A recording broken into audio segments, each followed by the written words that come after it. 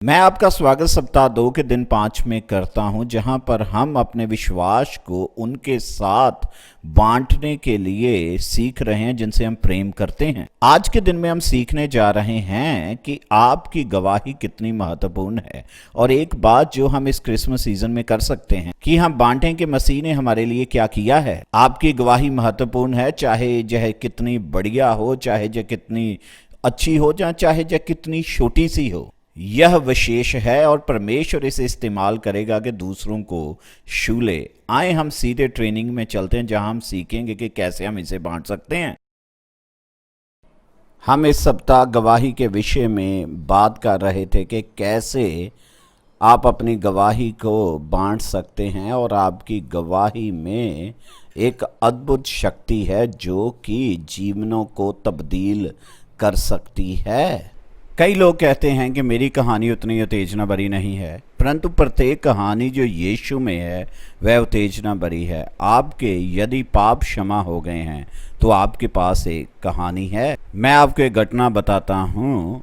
मैं जब पास्टर था तो मैंने एक व्यक्ति को शिक्षा दी कि कैसे वह अपनी गवाही को बांट सकता है। मैंने उसे कहा, तुम प्रार्थना करो परमेश्वर के आगे कि प्रभु तुम्हारे जीवन में कोई लेकर आए। और यह व्यक्ति जो था, यह एक वकील था, वह डिफेंस अटॉर्नी था। अब एक व्यक्ति था जिसे शराब पीने की आदत थी और वह उनके पास आया और वह शराबी था और उसने उनसे आकर सलाह मांगी शराब के विषय में।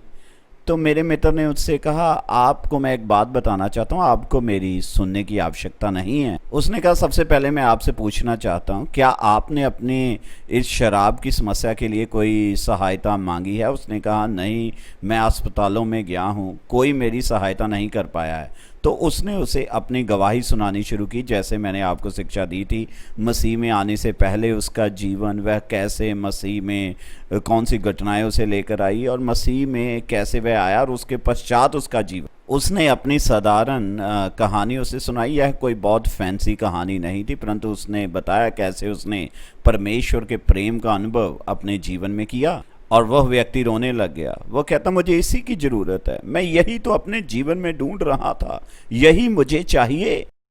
मेरे मित्र ने मुझे फ़ोन किया और कहा, सैमी तुम जहां आओ। और मैं वहां गया और मैंने उस व्यक्ति के साथ प्रार्थना की। उस व्यक्ति ने अपना जीवन प्रभु को दे दिया और परमेश्वर ने उसके हृदय को बदल दिया। और एक और बात मैं आपको बताना चाहता हूं, कुछ ही सप्ताहों में मैं सुसमाचार का प्रचार करने जा रहा हूं, और मैं चाहता हूं आप जिन लोगों के लिए प्रार्थना करते हैं, जिन्हें आप प्रेम करते हैं, आपके परिवार के सदस्य, आपके मित्र जन, आप उनसे अपनी गवाही को साझा करें और आप उन्हें भी बुलाएं कि वह भी उस सुसमाचार के प्रचार को सुन सकें। परमेश्वर उनके जीवन को बदलने जा रहा है, वह आपके परिवार को, आपके मित्रों को छूने जा रहा है।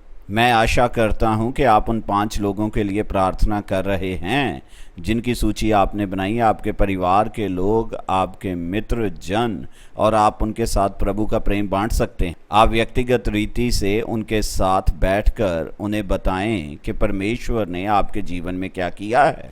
मेरे उनके साथ सुसमाचार बांटने से पहले ही उनमें से बहुत से लोग कहेंगे, मुझे यीशु की आवश्यकता है। आप बांटें यीशु का प्रेम उनके साथ जिन्हें आप प्रेम करते हैं।